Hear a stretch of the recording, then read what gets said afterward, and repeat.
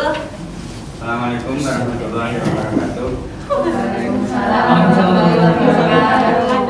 Selamat sore anak-anakku sekalian. Sore Pak. Kita di sini akan belajar tentang teks berita. Anak-anak kalian sudah tahu apa itu teks berita?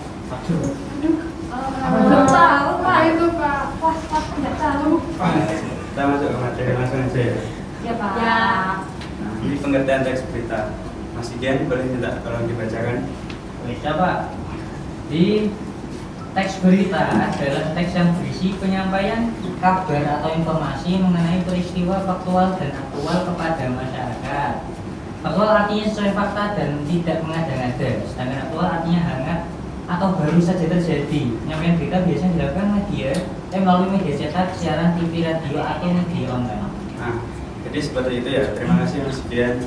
Nah, jadi teks berita itu adalah teks yang berisi informasi yang real, tidak hoax gitu. Nah, beritanya itu tidak mengada-ngada yang ditulis. Nah, biasanya teks berita itu berisikan informasi yang baru saja terjadi, kayak yang lagi hangat gitu. Seperti kayak berita timnas kalah kemarin, wasit yang curang, wasit timnas, wasit yang memimpin kemarin loh. Ya. Dia diserang katanya. Ya, nah, seperti itu.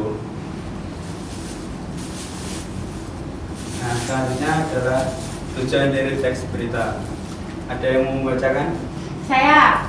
Nah, ya, silakan. Mbak. Tujuan dari teks berita yaitu memberi informasi dan menambah pengetahuan kepada khalayak ramai mengenai peristiwa yang baru saja berlangsung atau yang dapat menarik perhatian orang banyak. Terima kasih Mbak Tata. Nah, jadi intinya dari tujuan teks berita itu adalah memberikan informasi, menambah pengetahuan kepada khalayak ramai mengenai peristiwa yang sedang berlangsung, dan dari peristiwa tersebut bisa menarik perhatian orang lain. Seperti itu. Nah, selanjutnya adalah manfaat membaca teks berita.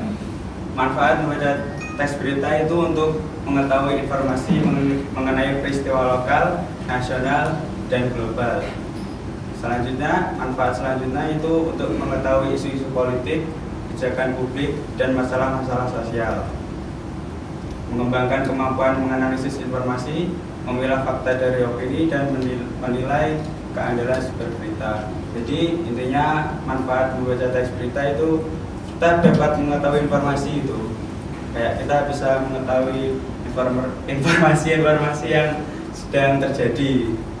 Nah, dengan membaca berita kan kita tidak tahu sepak bola ya. Nah, jadi kalau membaca berita yang terkini kita bisa kayak tahu pemain-pemain timnas itu, pemain-pemainnya siapa saja, seperti itu. Selanjutnya ciri-ciri teks berita. Ada yang mau membacakan? Saya Pak. Ya, silakan Mbak. Jadi teks berita yang pertama bersifat objektif, faktual, dan aktual. Kemudian menyajikan peristiwa yang sedang terjadi berdasar fakta atau peristiwa yang benar-benar terjadi. Kemudian bahasa yang disajikan menarik dan mudah dipahami. Lalu alur peristiwa berurutan, kalimat yang digunakan singkat, padat, dan jelas. Sumber berita valid dan bisa dipertanggungjawabkan. Ada judul berita bisa mewakili isi berita, dan terakhir memuat unsur kata-katanya 5W plus 1 kali. Nah, terima kasih Mbak Rum. Nah, jadi ciri-ciri teks berita itu yang pertama ada bersifat objektif, faktual, dan aktual. Nah, jadi ciri-ciri dari teks berita itu adalah bersifat faktual, yaitu kayak real gitu loh, tidak hoax. Nah, seperti itu. Dan menyajikan peristiwa yang sedang terjadi. Maksudnya kayak menyajikan peristiwa-peristiwa yang sedang hangat itu. Nah, selanjutnya berdasarkan fakta atau peristiwa yang benar-benar terjadi. Nah, jadinya itu kalau menulis berita berdasarkan faktanya atau tidak dibuat-buat. Nah, yang selanjutnya bahasa yang disajikan menarik dan mudah dipahami. Nah, kalau menulis berita itu diusahakan dengan bahasa yang menarik itu supaya membaca itu mudah memahaminya. Nah, selanjutnya alur peristiwa berurutan. Nah, diusahakan itu alur peristiwanya berurutan, mulai kayak terjadinya kapan, di mana gitu, hari apa, terusnya secara berurutan. kalimat yang digunakan singkat, padat, dan jelas. Nah, sumber berita valid dan bisa dipertanggungjawabkan. Artinya kayak sumber beritanya itu valid gitu loh. Kayak dari mana dia memperoleh berita tersebut. Jadi dia bisa mempertanggungjawabkan apa yang diberitakan. Yang selanjutnya judul berita bisa mewakili isi berita. Nah, jadi judul dan isi itu harus sinkron gitu, harus sama isinya. Nah, terakhir memuat unsur kata 5W 1H.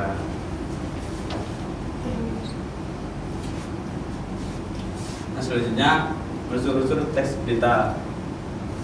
Mas Ken boleh minta tolong dibacakan lagi? Coba unsur-unsur teks berita. Yang pertama apa? Apa yang terjadi, kemudian di mana peristiwa itu terjadi. Ketiga, kapan peristiwa itu terjadi, dan yang keempat, siapa saja yang terlibat dalam peristiwa itu. Yang kelima, mengapa peristiwa itu bisa terjadi, dan terakhir, bagaimana, yaitu bagaimana kejadian yang diberitakan tersebut bisa terjadi. Nah, terima kasih Mas Kian. Nah, jadi unsur-unsur teks berita itu ada apa, di mana, kapan, siapa, mengapa, dan bagaimana. Nah, dalam apa itu contohnya kalau mau menulis tentang bagian apa itu contoh kalimatnya apa yang sedang terjadi. Maksudnya kayak dia menanyakan gitu loh, peristiwanya apa yang terjadi. Nah, kalau di mana itu menanyakan di mana peristiwa itu terjadinya, di mana ditanyakan. Nah, kalau kapan itu menanyakan kapan terjadinya peristiwa tersebut. Nah, selanjutnya siapa saja yang terlibat dalam peristiwa itu, yang ditanyakan siapa yang terlibat. Selanjutnya mengapa. Nah, kayak itu menanyakan mengapa peristiwa itu bisa terjadi, kayak penyebabnya apa gitu. Nah, selanjutnya bagaimana kejadian yang diberitakan tersebut bisa terjadi. Maksudnya itu kayak bagaimana peristiwa tersebut bisa terjadi itu, bagaimana penyebabnya apa gitu.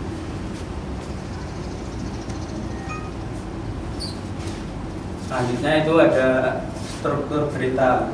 Yang pertama ada judul berita. Di dalam judul berita itu berisikan gambaran topik dalam berita. Nah, yang kayak gambaran yang akan ditulis itu loh. Di dalam judul itu berisikan seperti itu. Nah, selanjutnya kepala berita. Nah, dalam kepala berita ini berisikan bagian awal yang memuat informasi, yaitu apa, di mana, kapan, dan siapa. Yang ketiga, tubuh berita. Nah, di dalam tubuh berita ini terdapat jawaban atas pertanyaan mengapa dan bagaimana peristiwa itu bisa terjadi. Nah, yang keempat itu ekor berita, yaitu mencantumkan informasi yang bersifat tambahan.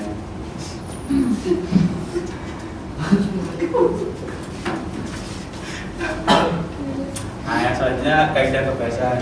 Boleh minta titol bacakan? Boleh. Kaidah kebahasaan.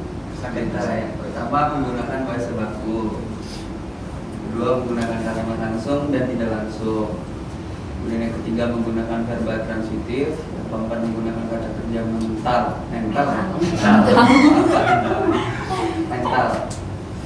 Lima, menggunakan fungsi keterangan waktu dan tempat. Yang keenam, menggunakan konjungsi temporal.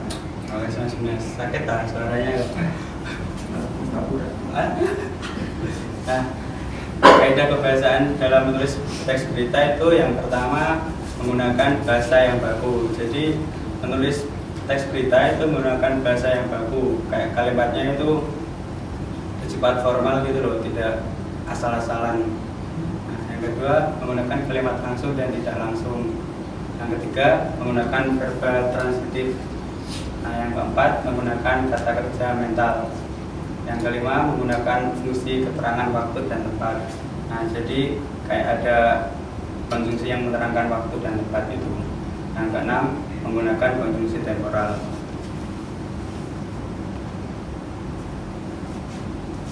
Nah, yang selanjutnya itu langkah-langkah menyusun teks berita.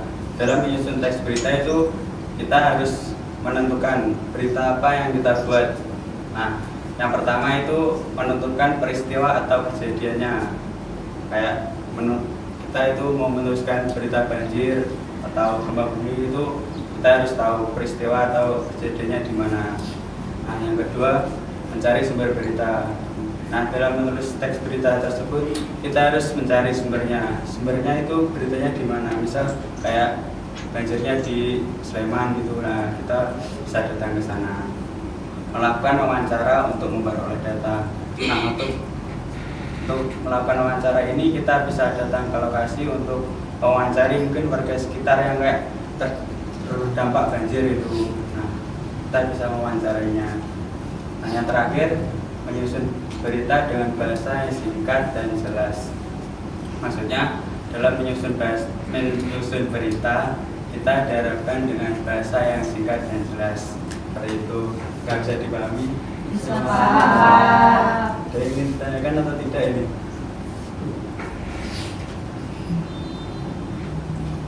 Mas Igan mungkin ada yang ingin ditanyakan? Aduh, enggak Pak. Belum ada. Belum ada ya. Pintar. Dan pintar-pintar semua ini kayaknya. Oh. Nah, ini kan langkah-langkahnya sudah ya. Jadi Bapak ada tugas untuk minggu depan. Waduh. Ini tugasnya Pak, saya belum paham nih. Nggak jadi paham Pak. mau yang mana Mas yang ditanyakan? Udah, Pak. Nah, tugasnya itu individu ya. Tugasnya itu anak-anak sekalian mencari berita yang terjadi di sekitar rumah kalian semua. Misal ada berita kayak apa gitu dicari lalu dituliskan. Seperti itu. Ada yang ditanyakan mengenai tugas ini? Mau tanya, kalau besok ke lokasi sumber beritanya susah gimana Pak? Gimana? Kan bisa ada berita banjir, terus kalau saya ke sana kalau kesulitan gimana Pak? Apa ya? Kesana sama temen gitu biar ada temennya. Oke Pak. Nah, jadi nggak sendirian. Iya, makasih. Ya, ada temennya gitu loh jadi. Iya, makasih Pak. Ada yang ingin bertanya lagi? Ya, paham ya untuk tugas ini? Paham. Sudah, terima kasih. Terima kasih Pak. Terima kasih. Hidup sendiri. Dari kemarin kayak gitu. Terus dikomentari kan? Yang pertama yaitu posisinya ya, jangan monoton di situ saja. Terus yang selanjutnya, komentar selanjutnya dari teman-teman yang sudah maju. Iya, ini papan tulisnya digunakan. Papan Iya, Pak. tulisnya digunakan. Yang mana? Mbak Ratna, ada komentar apa? Isi duduk ya. Mungkin itu mentalnya, jadi kayak jangan sering ketawa. Selanjutnya yang sudah maju mau mengomentari apa lagi? Amalia, Mbak Amalia. Mungkin Prostan ditanya Om dulu. Oh iya. Oh iya, penting itu. Mbak Ratna. Kemarin kan disarankan untuk membentuk kelompok gitu. Jadi mungkin kalau misalnya penjelasannya nggak per kelompok, bisa penugasannya yang per kelompok. Sama akan lebih baik kalau kamu ngasih contoh teks berita. Oh iya. Jadi sebagai murid itu nggak ngawang gitu loh. Oh iya. Apalagi Apa namanya? Lebih sering latihan ngobrol depan umum ya kan. Latihan buat ngatur intonasi juga, terus lebih interaktif lagi sama siswa biar kelasnya tuh gak sepi karena kan memang kita sistemnya study center jadi yang bisa siswanya itu malah yang lebih aktif daripada dulunya.